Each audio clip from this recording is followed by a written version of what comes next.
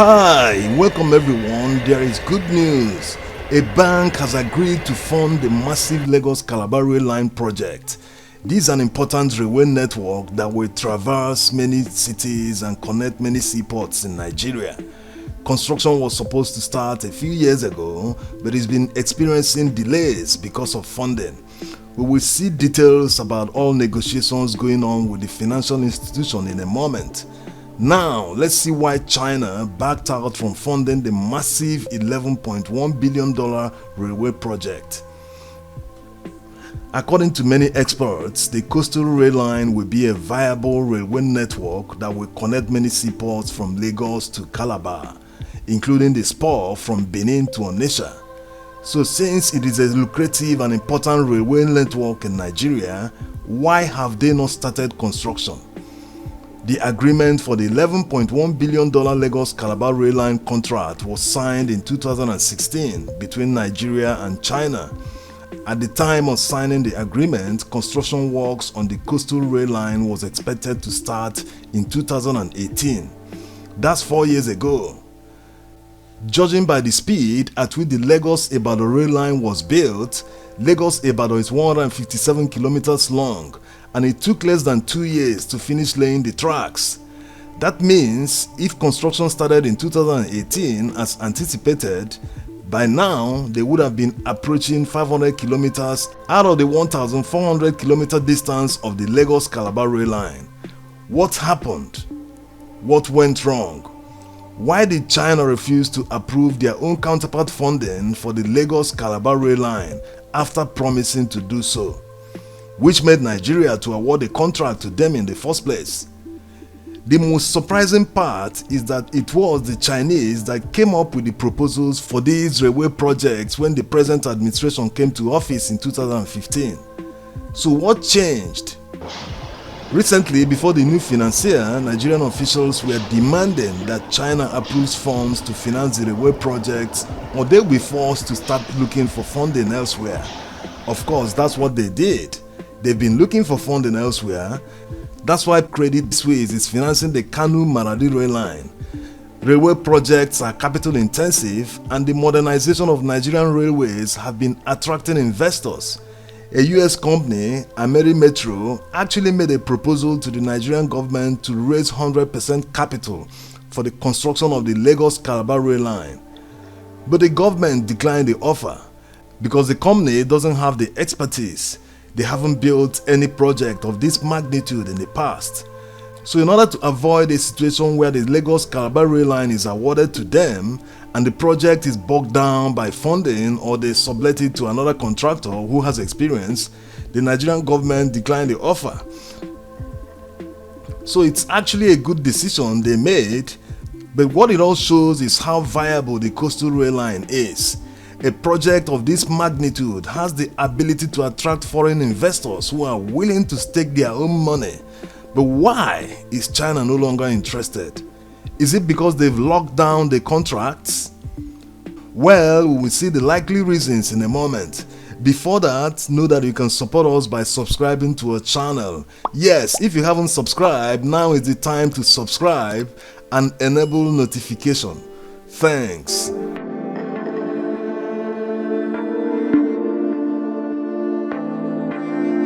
In July 2020, federal lawmakers raised alarm over loan agreements that Nigeria signed with China.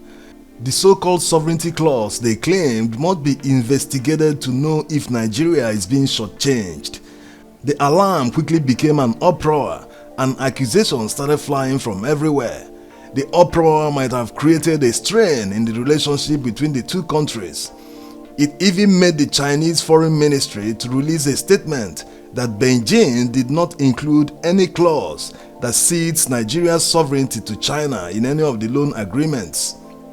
Explaining further, Nigeria's Minister of Transportation said that Nigeria did not sign away its sovereignty, that the clause in question is a sovereign guarantee, which guarantees the lender that Nigeria will not use sovereign immunity to stop them from taking over the assets in case there's a default in loan repayment. In any case, the Chinese do conduct feasibility study on projects before agreeing to fund them. Nigeria is the largest economy in Africa. It has the market that can support funding of major infrastructural projects. So loan repayment won't be a problem. Of course, the Chinese must have seen that before investing in Nigeria. One thing to know is that China is competing with the West in virtually everything. They are competing with them in manufacturing, which they've already won to some extent. They are now the world's factory. They are competing with them in finance. They have one of the best loan terms in the world, and the moratoriums sometimes are up to 5 years. Some loans have a 20-year repayment period at 2.8% interest. So it is quite attractive to many countries around the world, not just in Africa. And the loans do not come with other political and policy conditions that the West normally tries to impose on countries before loans are approved. So the uproar raised by the opposition lawmakers might have caused China to have a rethink on the loans. You know, China doesn't have opposition in their country. It's a one-party state. So they might have seen it as strange that they are financing a project and some people are wrongly accusing them of having other motives. Their foreign ministry didn't say much other than clarifying their objectives. But their action since then, most especially the release of funds for many projects, has gone down drastically. Most people do not understand how loans work. Whenever loans are mentioned, they see it as a burden, even if the loan will be used to build something that will create employment. In Western countries, their economy is largely credit-based, as opposed to Nigeria where it is cash-based. Everything is paid for in cash. You can hardly purchase something on credit. The Chinese loan model is good because it's actually tied to a project. They don't give out the loan in cash to the government or someone. Instead, they channel the loan through the Chinese contractor handling the project. So if there's a default, they will just take over the asset and recoup their money before handing it back to the country.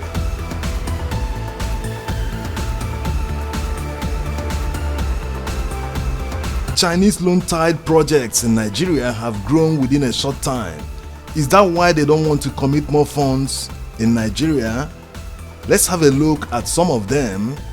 In 2010, a $399.5 million loan agreement was signed between Nigeria and China for the National Public Security Communication System. This project was meant to provide CCTV cameras in Abuja and Lagos. In the same 2010, another $500 million loan was signed for the Nigerian Railway modernization. The $874 million Abuja-Kaduna Rail Line project was started during the Jonathan administration, and the China Exim Bank provided a $500 million loan for the project.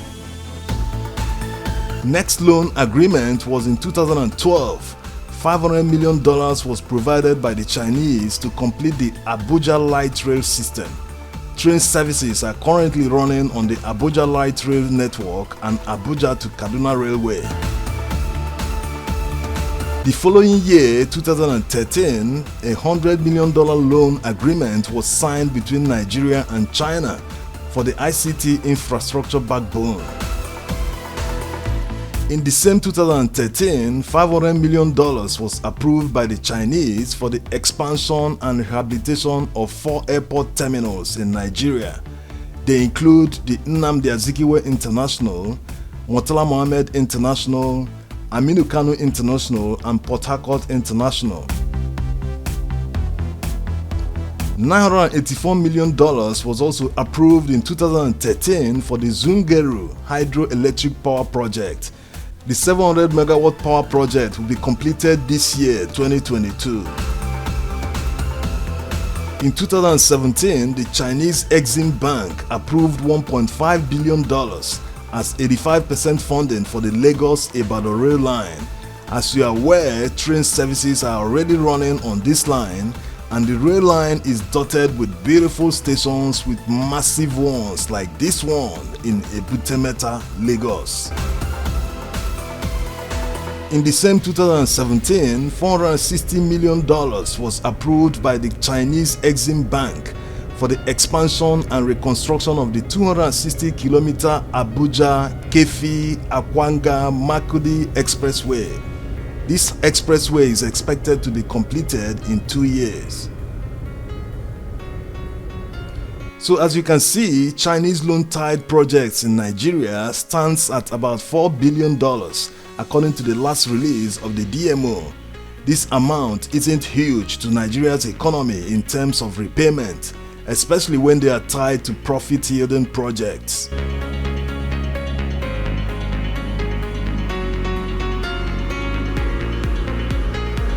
It looks like China has achieved a major milestone in Nigeria.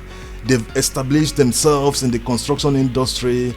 A lot of Nigerian states, including the federal government, award mega project contracts to them. They are like a second Julius Berger, you know. The only difference is that none of their companies are on the Nigerian Stock Exchange. Maybe they feel that they do not need further commitments. They also have strategic investments in Nigeria where they have 30-year concessions like Warri Deep Sea Port, Lekki Deep Sea Port and others. When you operate seaports in a huge market like Nigeria and you're a huge manufacturer like China, the advantages are enormous. Although Nigeria is not industrialized like China yet, but Nigeria should be seeing China as a competitor, especially in the African market. Unfortunately, that's the other way around.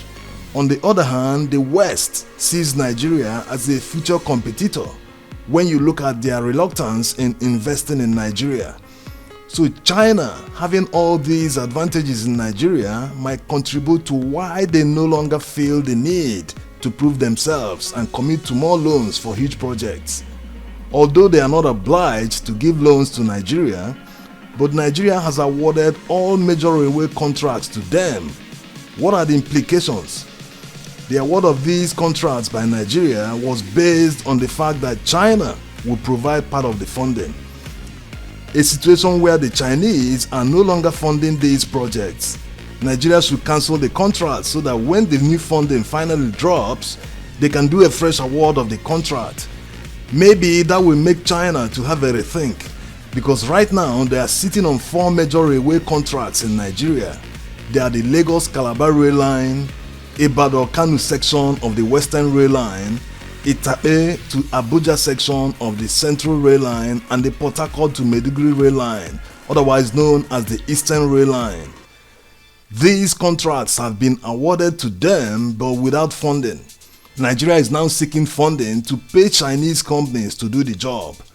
This now brings us to the new lender. Standard Chartered Bank has accepted to fund the Lagos-Calabar rail line. As a matter of fact, they are currently negotiating the terms and conditions for the loan. With all things being equal, Standard Chartered Bank will approve a significant amount of the $11.1 billion required to construct the coastal rail line. This massive project has suffered a lot of delays. Nigeria's economy will hugely benefit from coastal rail line, and be rest assured that we will be bringing you updates on not just the Lagos-Calabar rail line project, but other mega projects across the country. If you haven't subscribed to our channel, this is the time to subscribe and enable notification. Thanks.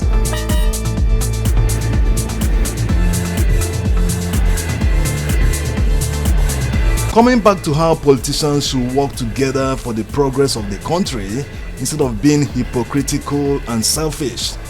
It's just like someone seeking a loan from a bank and the person keeps saying things or acting in a way that will make the bank refuse the loan.